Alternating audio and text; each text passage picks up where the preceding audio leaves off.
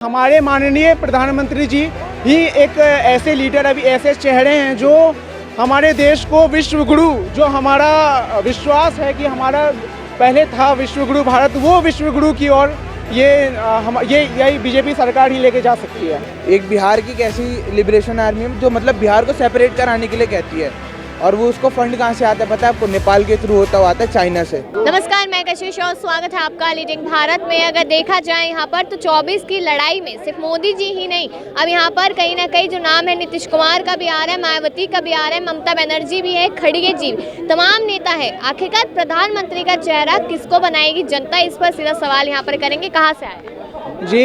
मेरा नाम पल्लव कुमार है। मैं बेसिकली बिहार का हूँ लेकिन दिल्ली में रहता हूँ। बिहार के, तो नीतीश कुमार को बना दे प्रधानमंत्री। नीतीश कुमार अगर प्रधानमंत्री बनने लायक रहते तो वो पहले ही बन गए होते।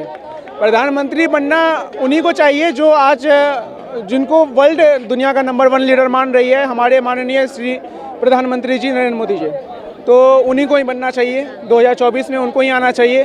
क्योंकि आपने भी देखा होगा कि नरेंद्र मोदी जी की सरकार आने के बाद कितने ज़्यादा भारत को प्रसिद्धि मिल रही है, इतना सारा कानून अर्थव्यवस्था अच्छा मजबूत हो रहा है।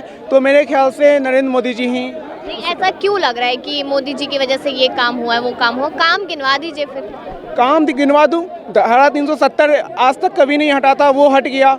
वहाँ कश्मीर में दूसरा वो राष्ट्रगान होता था, वो नरेंद्र मोदी जी की सरकार में हुआ। हमारे प्रभु श्री राम जी का जो मंदिर था वो टेंट में रह रहे थे इतने दिन से। मैं पूछता हूँ 70 साल में कांग्रेस ने क्या किया? कुछ नहीं किया। आज हमारे बीजेपी सरकार है जो आज अयोध्या में हमारे प्रभु श्री राम जी का मंदिर का प्राण प्रतिष्ठा भी हुआ है। तो और क्या मैं काम गिनवाऊँ? और ये काम गिनवा सकता हूँ कि जो पहले के समय में आप देखते होंगे कि जब कांग्रेस की सरकार थी उन्होंने क्या किया। आज आपके पास भी एंड्रॉयड फ़ोन है, आपके पास भी आज घर घर गैस है, सिलेंडर है, गांव गांव में बिजली आ गई है। ये नरेंद्र मोदी जी की सरकार में। मोदी जी से पहले मतलब 2014 से पहले हमारे घर में गैस सिलेंडर नहीं थे क्या? आपके घर में होगा गैस सिलेंडर, लेकिन आप अगर गांव जाते तो वहाँ पे बहुत ही कष्ट था और जगह जगह बिजली नहीं थी, जगह जगह सही से रोड नहीं था। तो ये जो विपक्ष है वो पूरा इस तरीके से कह रहे हैं कि क्या 2014 से पहले लोग जी नहीं रहे थे क्या? तब आज़ाद नहीं थे, तब हिंदू राष्ट्र नहीं था, तब हिंदुत्व नहीं था, डर गया था हिंदू? देखिए, डरा तो नहीं था हिंदू तभी। अगर डरा हुआ रहता हिंदू तो आज भी खुलकर नहीं आता। बेसिकली बात क्या होती है कि हमारे अगर नेता अच्छा हो ना, अगर हमारे गुरु अच्छा हो, तो लोग जो जनता होती है, शिष्य होते हैं, वो लोग सही मार्ग पर चलते रहते हैं। और दूसरी बात है कि ये जो विपक्ष वाले लोग हैं ये आपस में जितने भी गुटबाजी कर लें, जितने भी कुछ कर लें, लेकिन जो सच्चाई है वो छिप नहीं सकती। जो सच्चाई है, हमारे माननीय प्रधानमंत्री जी ही एक ऐसे लीडर, अभी ऐसे चेहरे हैं जो हमारे देश को विश्व गुरु, जो हमारा विश्वास है कि हमारा पहले था विश्व गुरु भारत, वो विश्व गुरु की ओर यही बीजेपी सरकार ही लेके जा सकती है। क्या कह रहे हैं? अखंड भारत। अखंड भारत मोदी जी बना देंगे? बिल्कुल लगता है, उम्मीद तो है। क्या होता है अखंड भारत? अखंड भारत हमारा वही जिसमें पूरा हिंदुओं का राज था उस वक्त। अफगानिस्तान तक अखंड भारत फैला हुआ था हमारा। बाउंड्रीज बहुत ज़्यादा थी हमारी उस वक्त, बट धीरे धीरे करके सारा ब्रेकडाउन होते गया, अलग अलग कंट्रीज़ में डिवाइड होते गया। अभी वो सारा हिस्सा मिल जाएगा क्या फिर? देखिए मैम, अगर आप फॉरेन पॉलिसीज़ पढ़े तो हर कंट्रीज़ की अलग अलग पॉलिसीज़ है। तो वो मतलब वो नहीं हो सकता जैसा पहले था।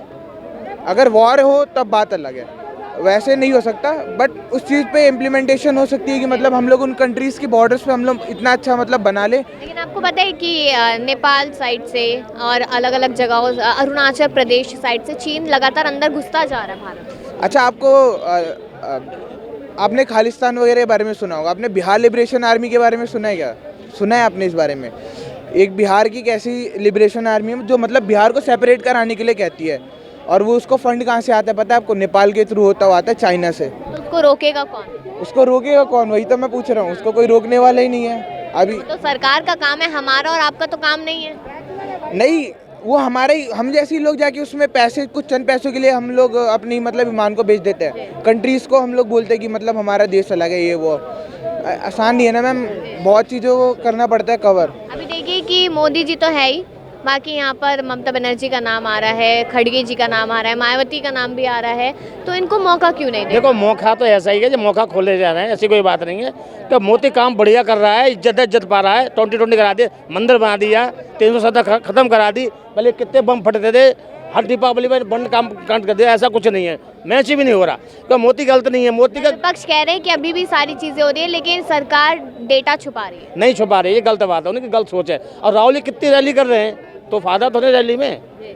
तो रैली न्याय यात्रा निकाल रहे, कहते किसानों को न्याय दिलाएंगे, महिलाओं को न्याय ऐसे तो बोलते रहते हैं, जो उनका बोलना काम है, जनता सुनते हो बोलते, नेता की बोलना काम है। तो मोदी कोई गलती नहीं करा, 20 करा दिया, सड़कें बन गई। G20 मोदी जी ने नहीं कराया, वो हमारे देश की बारी थी। किसी दिन कराया तो था।